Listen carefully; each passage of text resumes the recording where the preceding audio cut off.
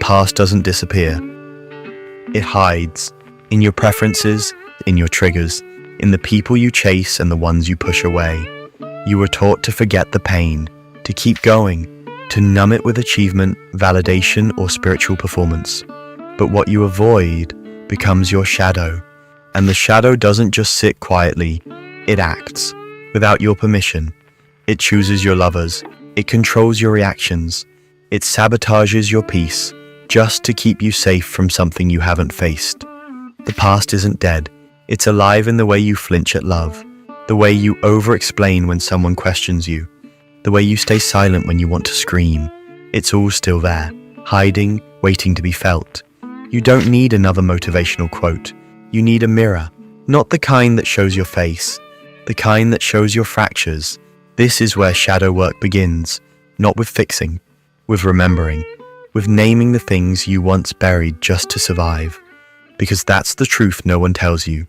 Your shadow was born to protect you. When you were small and someone shamed you for crying, you learned to smile instead. When you were punished for expressing anger, you learned to swallow it whole. When being too much pushed people away, you shrank yourself just to belong.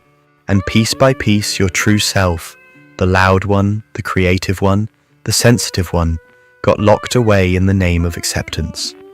Now you wonder why you feel numb, why love feels impossible, why you can't relax, even in safety. It's because the past is still echoing inside you. And shadow work isn't about silence, it's about learning to listen to the echoes. So, how do you begin? You start by noticing. Next time you're triggered, don't react. Observe. Ask, what memory does this feeling belong to? Who am I becoming in this moment? And who am I protecting? Then write, not to be poetic, write to remember. Write to the version of you who had to hide, the 8-year-old, the teenager who stopped trusting, the adult who pretended to be okay. Ask them what they still need, what they're still afraid of. And then listen as if your life depended on it, because in some ways, it does. Your nervous system isn't malfunctioning, it's remembering, and your fear isn't weakness, it's a map to your shadow. The goal of shadow work isn't to be perfect, it's to be whole. But wholeness requires truth, and truth often feels like grief. You will grieve who you could have been if someone had loved you better. You will grieve the years spent hiding, shrinking, overperforming. And it will hurt, but it will also unearth you. This is why most people stop, because feeling is harder than forgetting. But forgetting is the real trap, and because the body always remembers. The tightness in your chest, the shaking in your hands, the tension in your jaw when someone gets too close. These aren't flaws, they're messages, encoded signals from a self that still waits in the dark. Not to haunt you, but to be held. And when you finally sit with those feelings, the ones you avoided, repressed, and pushed away, something strange happens. You begin to reclaim your power, not in loud, dramatic ways, but in soft, subtle moments. You stop saying yes when you mean no. You speak your truth without apologizing for it. You stop needing to be loved in order to feel worthy. And the past, it stops haunting you, because you finally stopped running from it. The past doesn't haunt you because it's evil. It haunts you because it's unresolved. And unresolved pain doesn't fade. It repeats. That's why you keep attracting the same kinds of relationships. Why you freeze in situations where you know you should speak up. Why you self-sabotage just when things begin to feel good. It's not fate. It's a loop. An unconscious pattern born from an unhealed story. And the loop continues until you stop. Not to fight it, but to feel it. Shadow work asks one question again and again. What have I abandoned in order to survive? It might be your voice, your softness, your anger, your sense of wonder, or your ability to trust. Whatever it was, it didn't disappear. It was buried. And what's buried doesn't die. It waits. So how do you begin the process of integration, of becoming whole again? Start small. Start in the places that make you uncomfortable. The jealousy you pretend not to feel. The judgment that comes too quickly. The part of you that always has to be right. The part of you that breaks things before they get too good.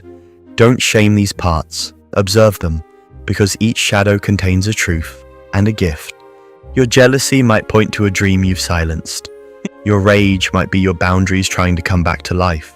Your numbness might be the final layer of protection from a wound you still don't feel safe enough to revisit. Carl Jung called this process individuation, the slow and painful transformation of becoming who you were always meant to be by reclaiming what you were told to hide. And here's the paradox.